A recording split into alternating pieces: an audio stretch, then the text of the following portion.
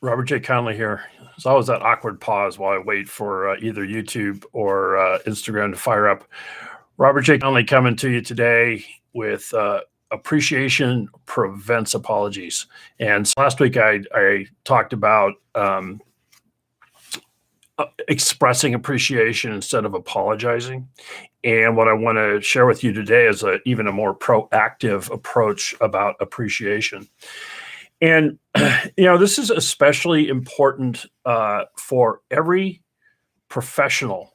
And I've worked with a lot of professional firms, and a common denominator is a lot of people became professionals because they didn't want to become salespeople, and they don't realize that you're a salesperson. If you have a client interfacing position, if you're dealing directly with a client, you are a salesperson, because sales is not, there's a caricature that sales is about manipulation. It's about talking fast. It's about all these negative stereotypes.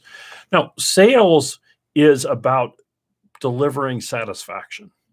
And so a common way that professionals will fail to see that it's about satisfaction is thinking that, or they'll identify or think in terms that satisfaction is just the completion of the job. It's the settling of the case. It's the building of the building. It's the floor plans are completed.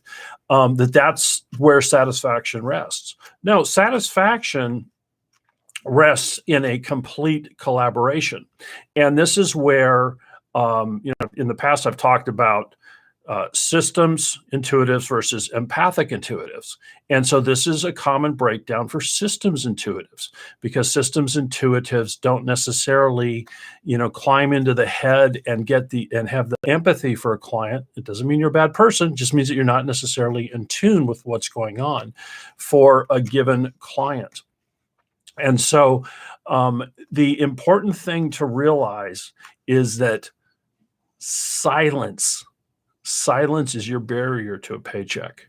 When you disappear from a client, when you don't adequately communicate to meet their needs, then you have a broken relationship, and you have someone who is probably feeling somewhat abandoned. So the thing that is of paramount importance is to realize that your job is to provide satisfaction so your client can provide satisfaction to his or her client or boss. So it's your client's client. It's your client's client. And that's where you can start to lose touch with the fact that when you disappear, when you fail to appreciate where they are in their professional life or in the project, whatever it is, that you're now potentially having them feel abandoned and left alone because you're not collaborating with them in them satisfying their boss, whoever it is that they report to. And so, the thing that the thing that is challenging is that and I've said this in other recordings, I don't believe I can teach you empathy, but I believe that, and so people who are naturally empathic have that gift, and will have a different relationship than the systems type intuitives.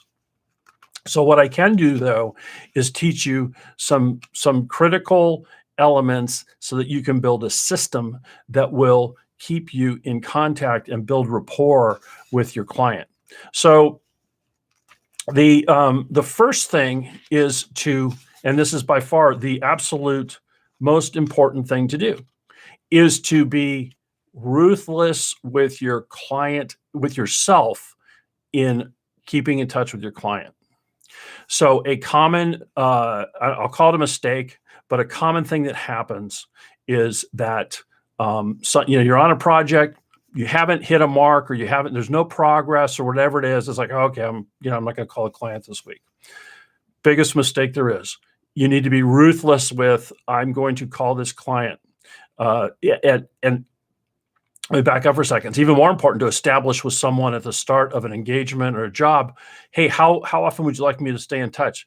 And say, like, I want to stay in touch with you even if there's no news, because sometimes I'll learn something from you that'll be valuable. So right there, you're opening up the possibility for rapport.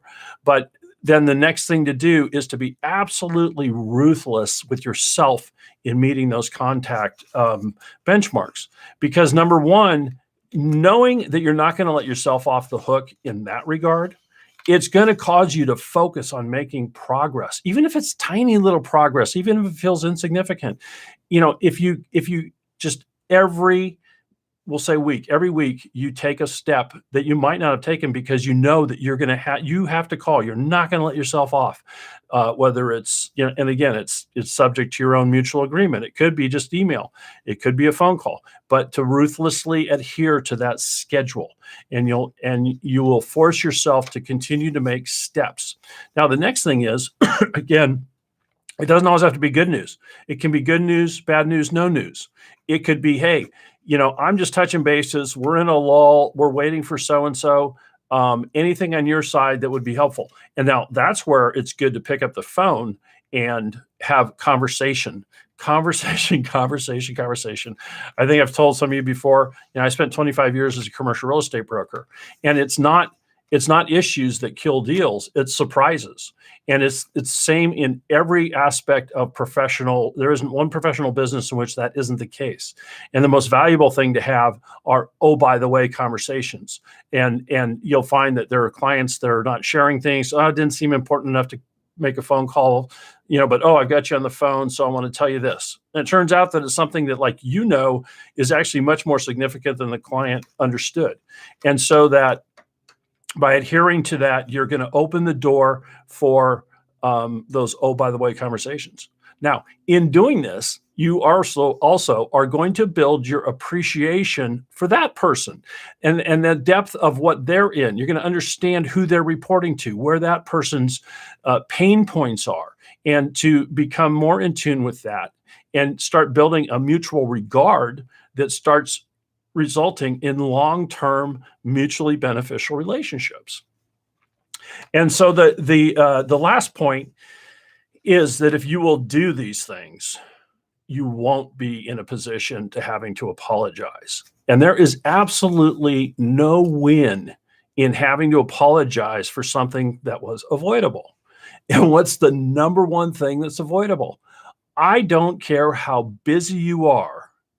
There is no excuse for not ruthlessly adhering to a communication schedule with your clients, and to be sympathetic to them and to the plight that they have, the people they report to, and to think of them. I know it's easy. A lot of times it's easy to think of a client as an adversary. It can get tough. There are people that are hard to work with, but think of them as a collaborator, and come from a feeling of appreciation to have this work, to have this opportunity, and to, continue to build your business.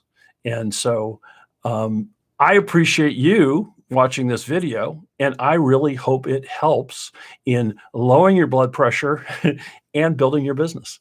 I'm Robert J. Conley. I'll see you next time.